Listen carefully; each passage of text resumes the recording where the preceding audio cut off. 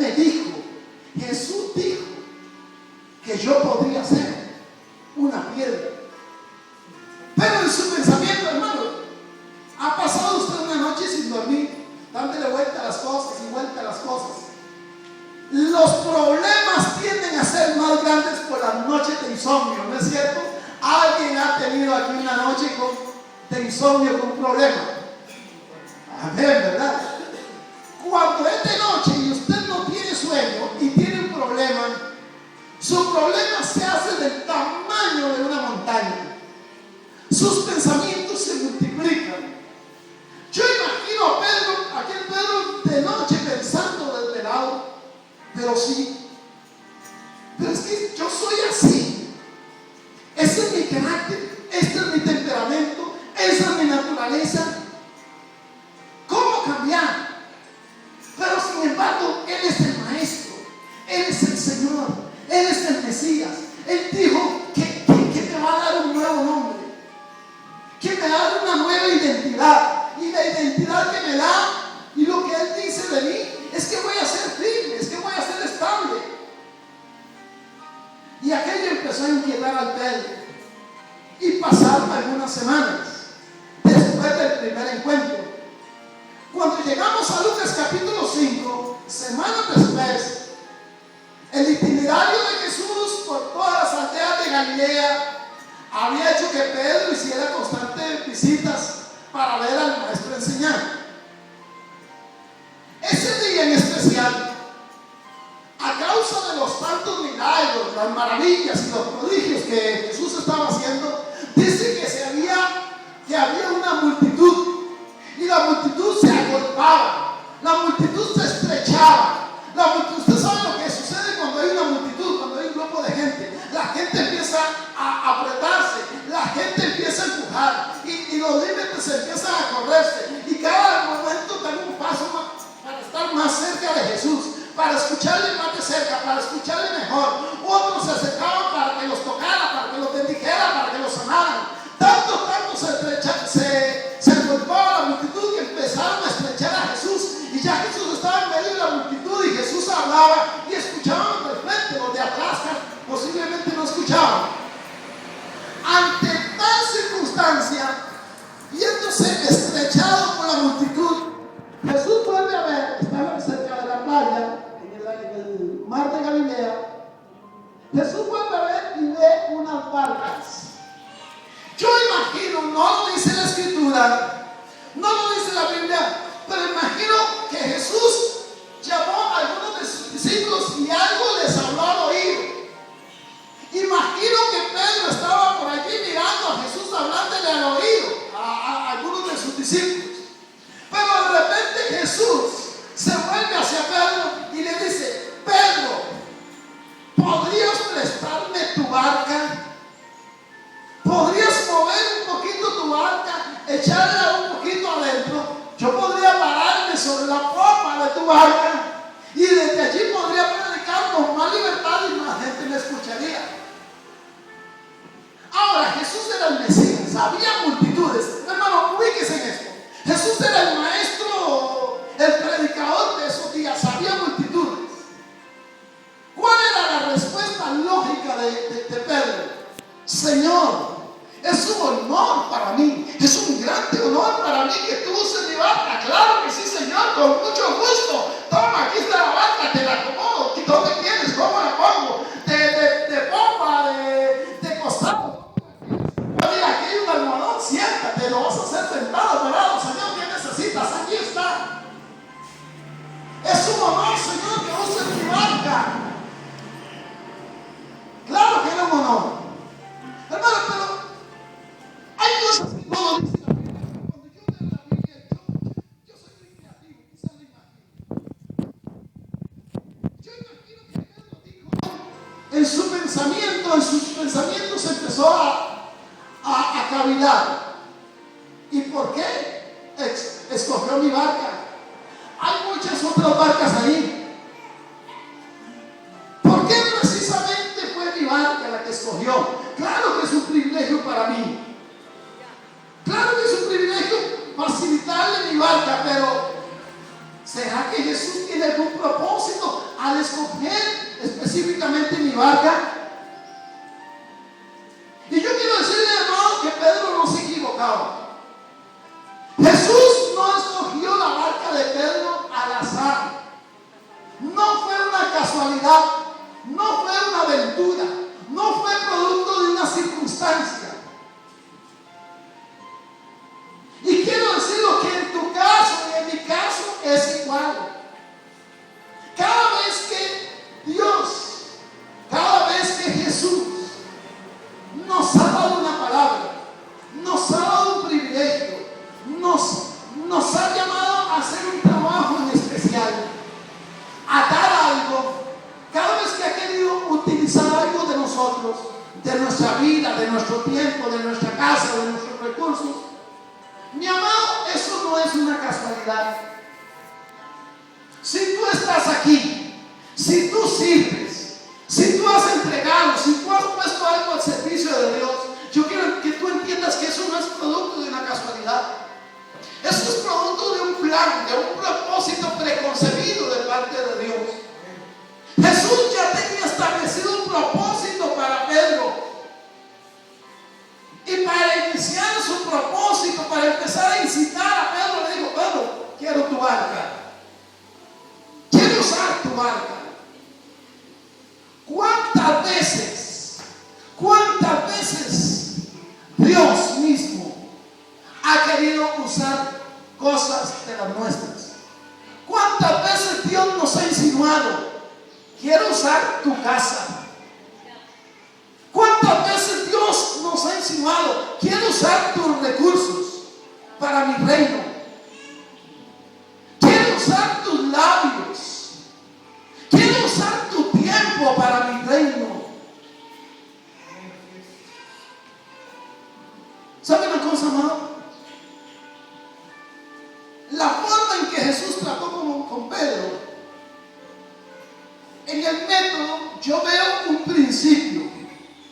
Yo encuentro un principio de la forma en que es semejante a la forma en que Dios va a tratar con nosotros. Hay tres cosas que sucedieron después del llamamiento de Pedro en este día del compromiso. Jesús le dice: Pedro, quiero usar tu barca. En primer lugar, yo encuentro algo importante: la elección. Y apunte esta palabra: la elección. Yo estoy seguro que Jesús no eligió la barca de Pedro al azar. Jesús la eligió. Escucha esto porque quiero decirlo desde lo profundo de mi espíritu. La eligió consciente de un propósito y de un tiempo determinado, de que el tiempo para el propósito en la vida de Pedro era el tiempo adecuado. A ver, anote esto. No lo anote, recuerde. Dios no va a malgastar su tiempo.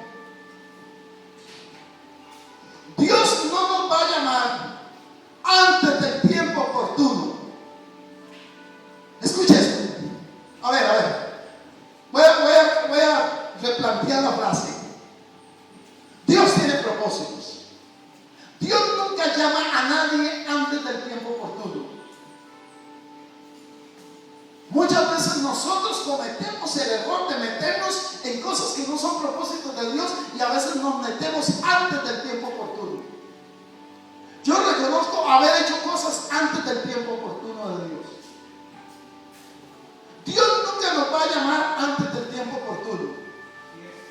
Pero tampoco Dios va a permitir que nos retrasemos, ni que nos rezaguemos, ni que nos quedemos perdiendo tiempo cuando sus propósitos están en el tiempo adecuado.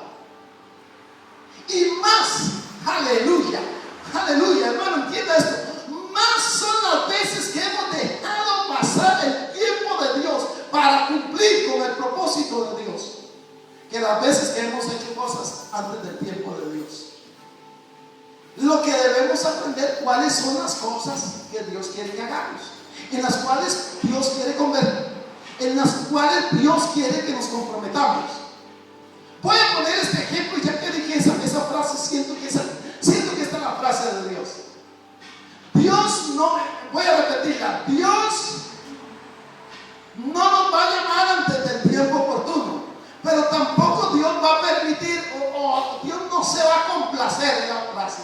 Dios no se va a complacer en que nosotros perdamos tiempo, en que nos retrasemos, en que diluyamos el tiempo, en que malgastemos tiempo, en que perdamos tiempo en no cumplir su propósito.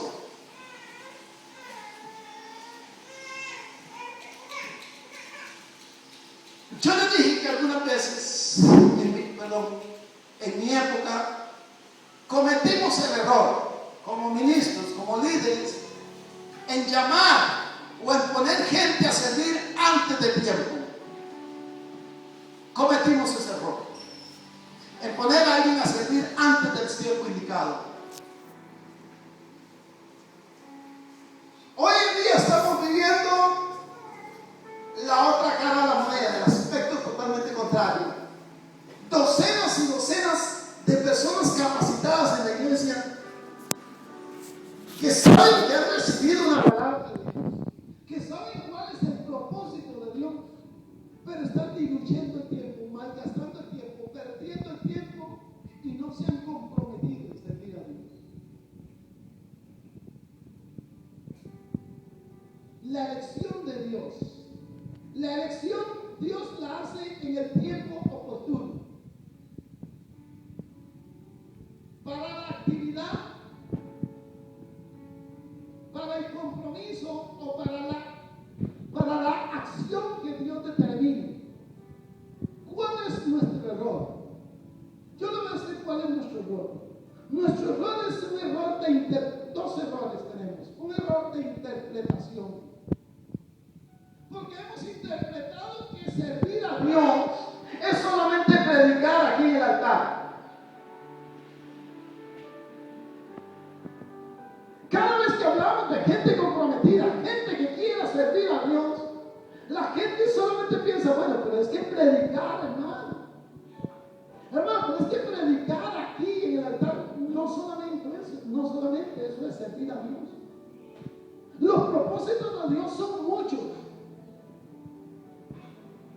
Voy a poner un ejemplo, hermano. Hay un muchacho que yo admiro. Hay un joven que yo admiro, hermano. Le tengo una enorme admiración. Ese es mi hijo. Tengo un hijo, uno de mis hijos, el mayor de los varones, se llama Roy. Ese muchacho tiene una pasión por alcanzar gente. Él anda abriendo una célula acá, abre otra célula allá, abre célula, busca un líder, planta un líder, apenas tiene una célula firmada, él pone a alguien y se va a abrir otra. Y lo curioso es que no abre células con cristianos. Él abre células buscando a muchachos jóvenes que los encuentren en la calle. La semana pasada me dijo, abrí una célula nueva en Tres Ríos. Digo, opa, en Tres Ríos, ¿sí? Digo, ¿y cómo consiguió usted gente de Tres Ríos si usted no conoce a nadie de Tres Ríos? Me dice, muy fácil. Dice, por Facebook los contacté a todos.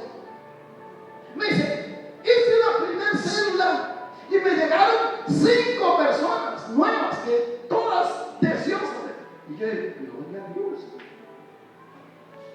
Hermanos, que no solamente predicar en el altar, es que hay que ir a buscar las almas, hay que visitar a los enfermos, hay que ir a las cárceles. Hay tantas cosas en las cuales podemos servir al Señor, en las cuales Dios nos está demandando un compromiso. Comprométete en esto. En las cuales Dios nos dice, es el tiempo adecuado. Te estoy llamando a esto porque es el tiempo adecuado. Pero muchas veces nosotros le damos largas al asunto. Entonces, bueno, yo quiero que usted note primero la elección. La elección de Pedro no fue al azar. Nunca hay una elección que se hace al azar. Si tú estás cumpliendo un servicio, si estás cumpliendo un ministerio delante dentro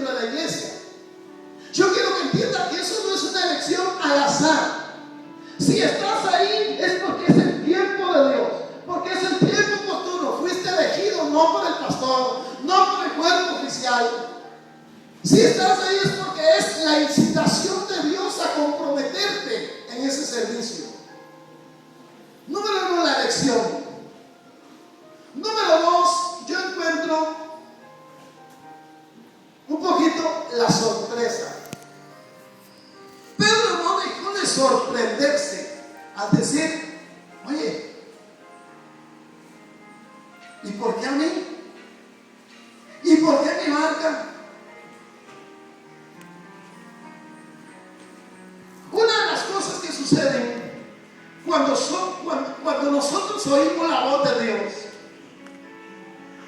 escuchen esto, una de las cosas que suceden cuando nosotros somos movidos por Dios es que o dudamos de la elección o no nos produce una verdadera admiración. Siempre nuestra respuesta es que si yo tuviera más, si tuviera más tiempo, si yo tuviera más estudio, si yo tuviera más dinero, si yo tuviera más capacitación, si yo tuviera más de esto, más de aquello o más del otro, siempre le estamos argumentando a Dios que si tuviéramos más de esto o más del otro. Yo imagino a este Pedro diciéndole: Señor, pensando, hay muchas barcas allí, ¿por qué la mía? Señor, estoy admirado, ¿por qué escogiste precisamente la mía? Ahora, momentos después, Pedro se va a dar cuenta efectivamente del propósito de Dios, efectivamente del propósito de Jesús. Si usted sigue leyendo un poquito, y no tengo tiempo para entrar en muchos detalles, cuando Jesús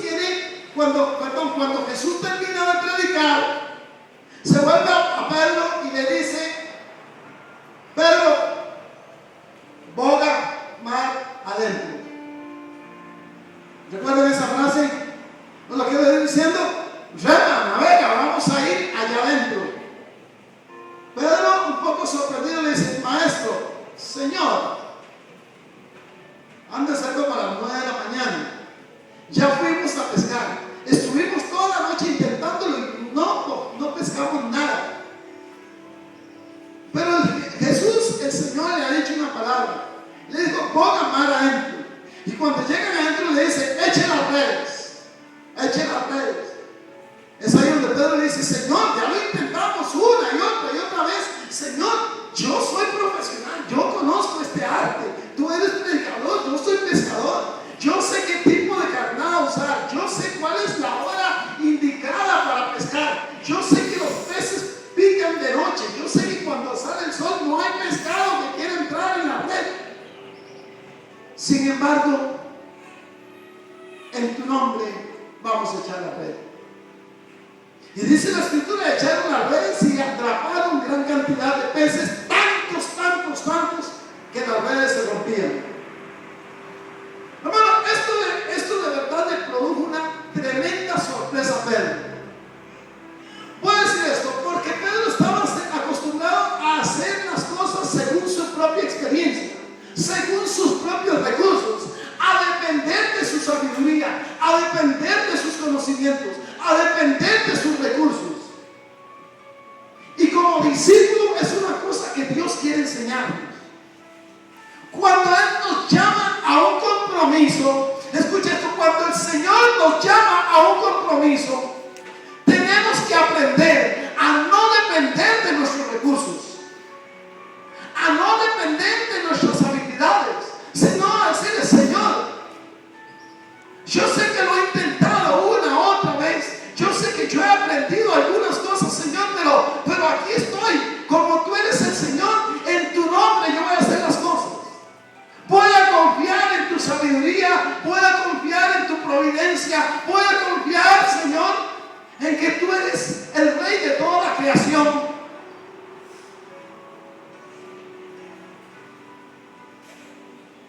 Muchas veces, escuchen esto, muchas veces no nos comprometemos con el Señor porque ponemos la mirada en nuestros recursos, en nuestras capacidades, en nuestros talentos. Decimos: Señor, si yo tuviera más, Señor, si yo tuviera más tiempo, yo te serviría. Señor, si yo tuviera más preparación, yo te serviría. Señor, si yo tuviera más recursos, si tuviera más de esto, si tuviera más del otro. Y Dios te está diciendo: echa las redes, echa las redes. ¿Qué tenemos que aprender a decirle: Señor, en tu nombre? Y por último,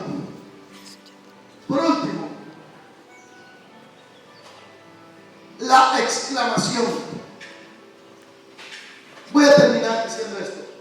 Después de que hicieron una pesca, cuando las redes se rompían, Pedro empieza a ver otra barca, ya sabemos la historia, le hace señales, le dice que vengan a ayudar. Tienen tantos peces que no caben en su barca. Si empiezan a echar tantos peces, la barca va a terminar hundiéndose con todos ellos. Pedro llama a otras barcas y llenan otras barcas y vienen a la playa. Yo me imagino, voy a ver un poquito esto, voy a usar otra vez un poquito la imaginación. En la euforia de la pesca no le permite a Pedro ver lo trascendental del milagro. Están ocupados jalando redes, jalando mecates, llenando pescados, llenando barcos de pescados. Pero cuando Pedro vuelve en sí y ve el milagro, dice: Dios mío, pero son las 9 de la mañana. ¿Cómo estamos sacando tal cantidad de pescados? ¿Cómo estamos haciendo tal hazaña, tal proeza a esa hora, en el momento más indicado? Aquí solamente hay una intervención de Dios, tiene que ser Dios mismo. Pedro se da cuenta y es consciente de que hay una intervención sobrenatural de Dios. Y Pedro hace una exclamación que a mí me ha hecho meditar una y otra vez. Cuando pasa la euforia de la pesca y de todo, Pedro se vuelve y le dice: Señor, apártate de mí, que soy hombre pecador. Piense usted en esto. Piense en todos los eventos que han estado pasando aquella mañana y cómo después de que Pedro se acerca a Jesús, cómo después de que Jesús está predicando, cómo después de que Jesús escoge y le da a Pedro el privilegio de decirle: Pedro, ¿no puedes prestarme tu barca? Pedro le dice gustosamente: Señor, aquí está mi barca. Después de que Jesús le ha dicho: mira, yo entiendo que te ha ido mal hoy, vamos a pescar. Después de que le da una enorme provisión, un milagro sobrenatural de provisión tan abundante, ¿cómo es que Pedro le dice: Señor, apártate de mí, yo soy hombre pecador? ¿Sería acaso que Jesús le estaba diciendo a Jesús, le estaba diciendo: Señor, quiero que te vayas? Señor, no te quiero cerca. Mi amado, yo pienso que no. Yo voy a decir algo que quiero que usted lo medite. Pedro no le está diciendo: Señor, no te quiero cerca. Pedro no le está diciendo: Señor, estoy incómodo con esto que está sucediendo.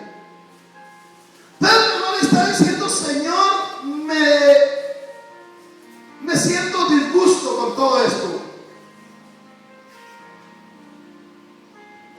Pedro lo que le está diciendo: Señor, estoy tan asombrado con todo esto que está sucediendo, que todo esto que está sucediendo me hace ver la realidad que hay en mí. Y me doy cuenta que yo no lleno el nivel, no lleno el nivel de la demanda que tú haces. Pedro le está diciendo: Señor, me doy cuenta que soy un riesgo muy grande para tu propósito, que no cumplo la cuota, Señor, que no tengo la perfección para lo que tú estás buscando en mí, Señor. Me doy cuenta llenar. Siento que no tengo las capacidades necesarias. Señor, soy un riesgo demasiado grande para tu propósito. Señor, mejor busca a otro. ¿Se ha sentido usted alguna vez así? ¿Se ha sentido usted alguna vez incapaz? ¿Se ha sentido usted alguna vez impotente? ¿Se ha sentido usted alguna vez que no llena la medida de la demanda de Dios? Y opta por decirle: Señor, es tan lindo servirte. Señor, es tan hermoso vivir en tu presencia.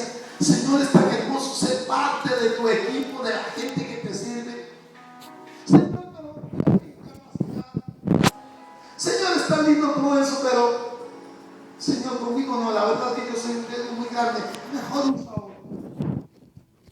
¿Cuánta gente le ha dicho: Señor, es bello servirte, pero yo no tengo esa capacidad? Señor, busca otro. No cuentes conmigo. Apártate. Señor, yo soy demasiado pecador. Ante esa expresión de Pedro, Jesús lo toma,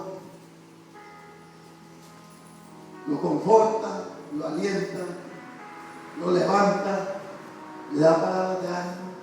Le dice: hombre Pedro, tú has sido un pescador, has sido un buen pescador, pero de ahí adelante tú vas a ser pescador, pero pescador de hombres. Y fue tan poderosa la palabra que Jesús le dio a Pedro, que termina este relato con algo que a mí verdaderamente me impacta. Me impacta porque dice: y dejándolo todo, le siguieron. Dejándolo todo. Hermano, hay una necesidad, hay un imperativo, hay un llamamiento de Dios. Hay una demanda de parte de Dios de cosas a las cuales nosotros debemos dejar, de cosas en las cuales nosotros debemos comprometernos para cumplir el propósito de Dios.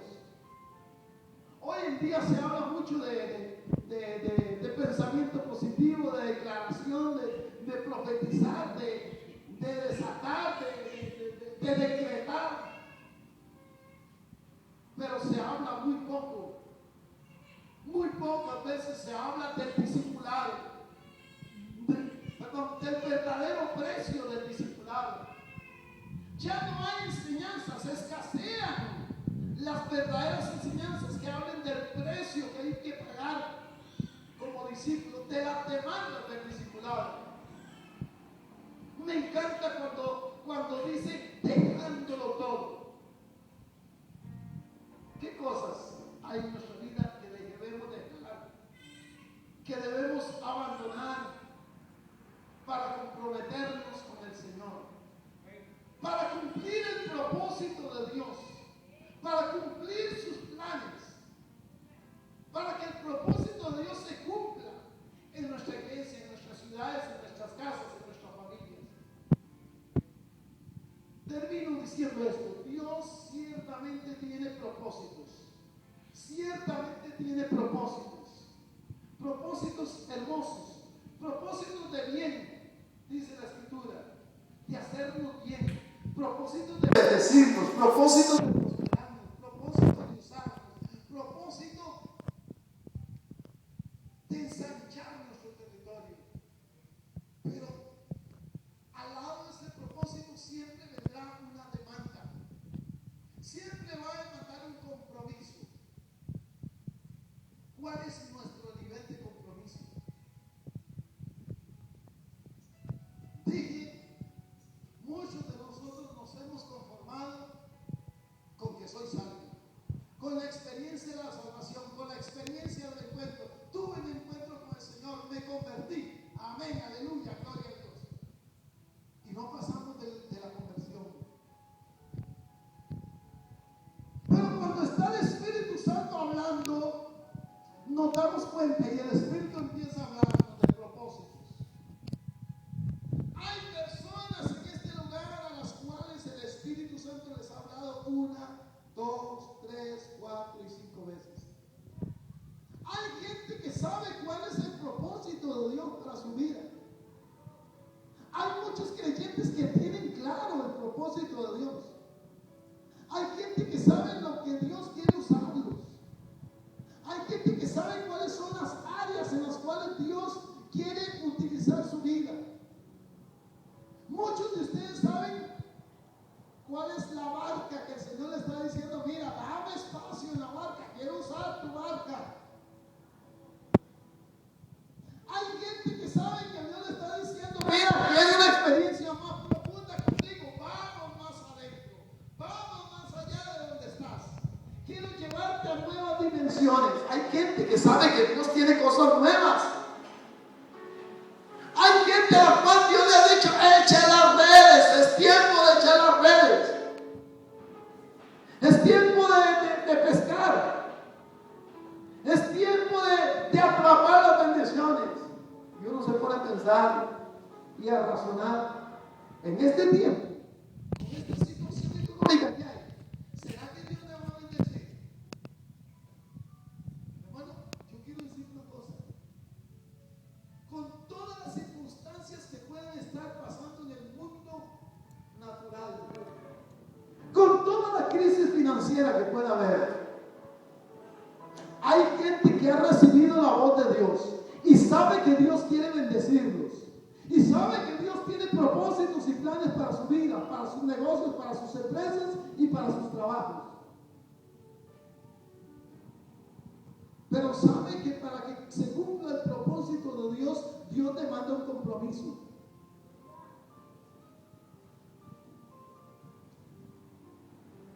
Acabo de recordar una vez que un predicador puso un ejemplo. Dijo: yo soy un padre, tengo un hijo. Si mi hijo de 8 años viene y me dice: padre, yo quiero que para esta Navidad tú me regales una arma, una 48.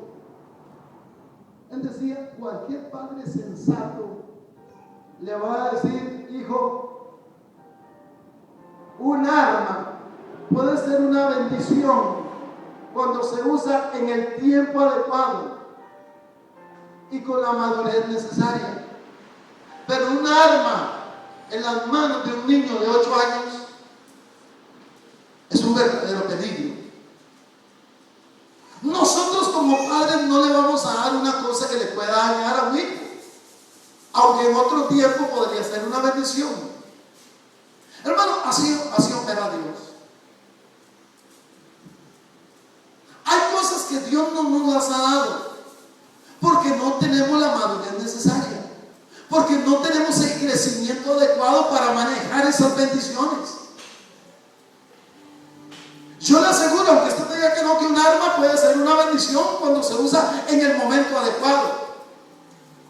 Si a usted lo van a asaltar, si usted le sale en un maleante y está a punto de que lo maten, que lo saquen un cuchillo, y usted tiene un arma en su mano, un arma es una bendición para defenderse. Pero un arma en manos de una persona que no tiene la madurez necesaria, ni el carácter necesario, puede ser una verdadera maldición. Un arma en manos de una persona que no tiene carácter necesario va a decir: pues esto me sirve para ir a hacer más alto. Lo que se constituye es una maldición en vez de ser una bendición. Mi amado, así sucede con las bendiciones de Dios. Dios nos va a dar las bendiciones, pero cuando tengamos el carácter necesario y la madurez necesaria. Entonces, el proceso de crecimiento, el proceso de la experiencia cristiana no es tan solamente soy salvo. Dios nos va a llevar en un nivel de crecimiento, y su revelación, como dijimos al principio, es paulatina, permanente, de tal manera que crezcamos. Dios quiere que usted crezca, Dios quiere bendecirte, Dios quiere prosperarte, Dios quiere usarte, pero Dios va a empezar a demandar cosas. Dios va a demandar madurez. Escuche, Dios va a demandar madurez. Dios va a demandar carácter. Hay miles de personas que quieren la autoridad, pero no quieren el carácter. Que quieren tener la autoridad de Jesús o la autoridad de un ministro, pero no quieren tener el carácter del ministro. Deseamos las bendiciones, deseamos la unción, pero con la misma pasión que estamos deseando la unción, estamos deseando el carácter. Le clamamos a Dios, Dios, dame unción, dame autoridad. Pero cuánta gente veo yo en el altar diciendo al Señor, yo deseo tu bendición, Señor, pero cambia mi carácter. Quiero que me ordene mi carácter. Hay gente en este lugar a la cual Dios le ha hablado. Hay gente que sabe y conoce el propósito de Dios. Hay gente que ha sido llamada a un compromiso. Hay gente que está siendo movida por Dios. Hay gente que sabe que el Espíritu de Dios ha estado tratando con usted. Y hoy el Espíritu de Dios le ha hablado a su corazón.